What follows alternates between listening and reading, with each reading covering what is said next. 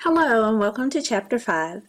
In this chapter, we will discuss goals, planning, strategies, VRIO, and SMART.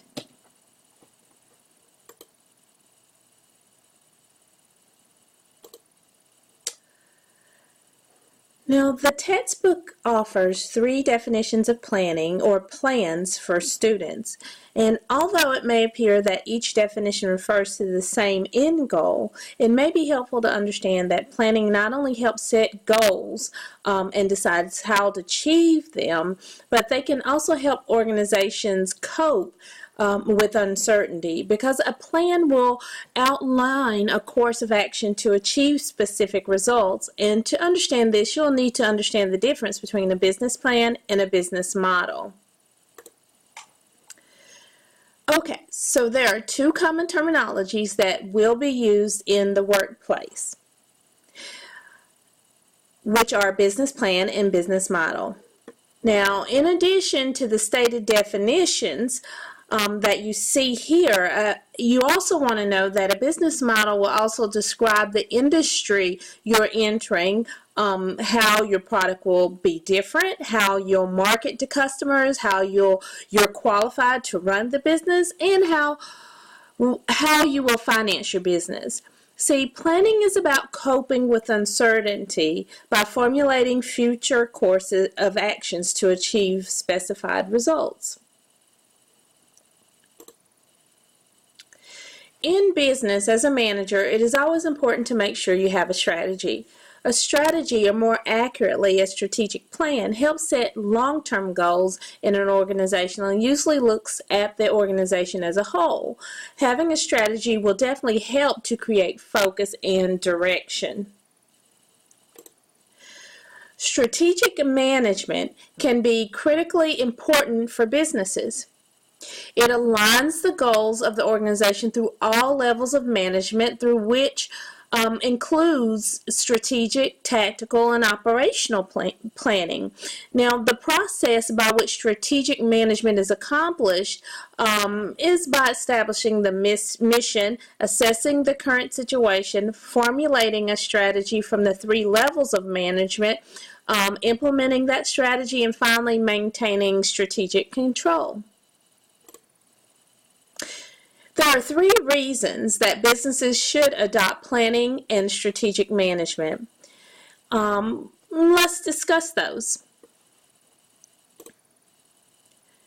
Developing a sustainable competitive advantage. Now, one of the most important reasons why planning and strategic management are important is to develop a sustainable competitive advantage. The key here is that an organization can get ahead and stay ahead in 4 areas, right?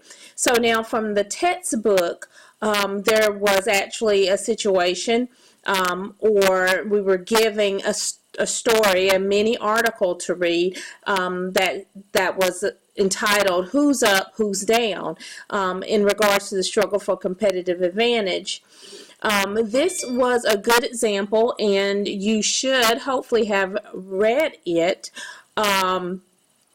It really will give you an idea of why it's important to be sustainable through competitive advantage. You need to be able to be responsive to your customers, you need to be innovative, and you need to deliver good quality, and you need to be effective in your line of business, or LOB.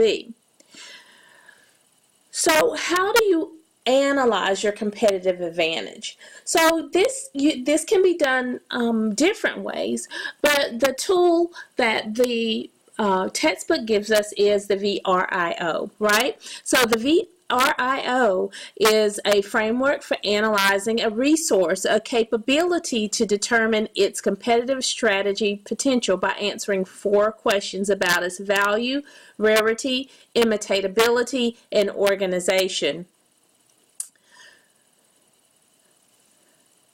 So when you're if you look at the chart that's to your right, you will notice that there are yes and no answers to each and every question.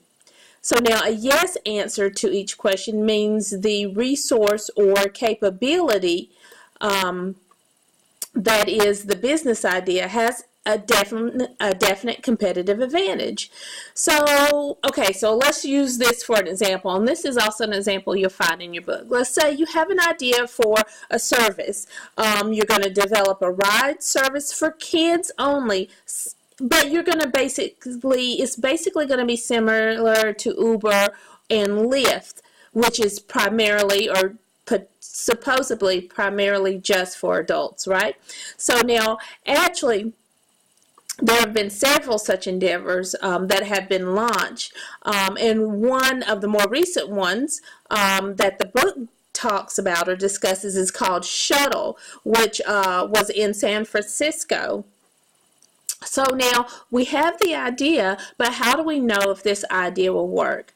Well, let's check out the value of it. The idea of an on-demand ride service for unaccompanied children provided by drivers in their personal car exploits an opportunity, for sure.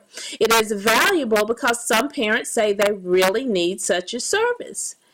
But is it rare? The answer would be yeah, so no other firms in the area are yet offering on-demand children's ride services. So yes, it is rare. So this also gives it a competitive advantage. Is it costly to imitate? Now, offering a children's ride service with drivers using their own personal cars is probably not so costly that other firms might not try to imitate you. Here you have a competitive advantage, but it may only just be temporary. And then, is the firm organized to exploit value, rarity, and imitatability? So only the company would actually know this for sure, but we do know that as of April 2016, Shuttle in San Francisco went out of business, so obviously they were not. So this is how powerful VRIO can be when you're trying to initiate or understand your competitive potential and the competitive advantage you may or may not have in the marketplace. Now, when we want to discuss the fundamentals of planning, or the approach to planning, it could really be summarized in this diagram, right? Which shows how an organization's mission becomes translated into actual action plans. Now, the three main plans are strategic planning, right? You see it on the bottom half of the chart, the flow chart. You have strategic planning done by top managers for the next 1 to 5 years. Okay, and then you're going to have your tactical planning, which is done by your middle managers for the next 6 to 24 months. And then you'll have your operational planning, which is done by first line managers for the next year. Make sure you're familiar with this chart and its flow. The chart also discusses mission statements, vision statements, and value statements. What is a mission statement? A mission statement typically answers the question, what is our reason for being? Your vision statement is going to answer the question, what do we want to become? And your value statement is usually going to answer the question, what values do we want to emphasize? And here's just a reiteration of what we just discussed.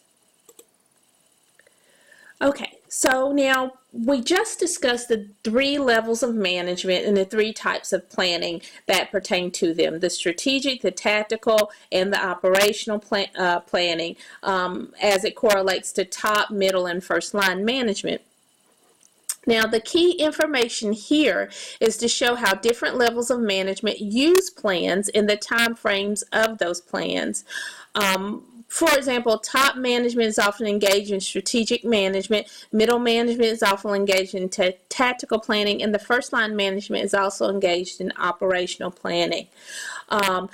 So let's look at top management. You know, you have your CEO, your president, your VP, your general manager, and division heads, right? So their planning is strategic, and it usually runs 1 to 5 years. So they're making the long-term decisions about the overall direction of the organization. And what's important here is that they have to pay attention to the environment outside of the organization in order to be future oriented and to deal with uncertain and highly competitive conditions. Why is this important, or how is this applicable? Okay, so if they're only focused on what's in front of them, they're going to miss many opportunities to grow or exploit a blue ocean opportunity within the market. So it's going to be very important that they're not just focused on what's in front of them, but they're able to be really forward thinking and innovative. The book also describes long-term and short-term goals, which I feel is very self-explanatory, right? So you have your goals, right, which are specific commitments to achieve a measurable result within a stated period of time. Your long-term goals are usually going to tend to span 1 to 5 years in focus or more, right? And your short-term goals are generally going to be around 12 months or so. Now this slide and the one previous has shown you how a goal, whether it be short-term or long-term, can be broken down into smaller pieces, such as an operating plan and then an action plan, so that there is alignment between the strategy, which is created at the top, with the actions of middle and frontline managers to carry out that strategic plan.